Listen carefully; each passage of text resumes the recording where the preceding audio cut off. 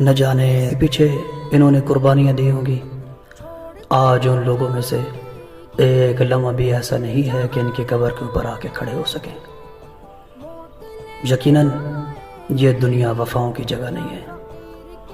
یہ جانے والا صرف نہیں جا رہا، یہ ایک پیغام دے کے جا رہا ہے. پتہ نہیں اس کی بھی کیا کیا خواہشات اور تمنائیں ہوں گی، لیکن وہ ساری مٹی ہو گئیں.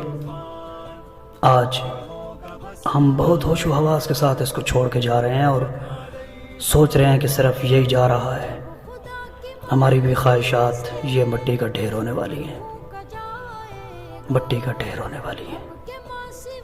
ہرگز کوئی بچ نہ پائے گا، وہ فرشتہ یا انسان، کل من علیہا فان.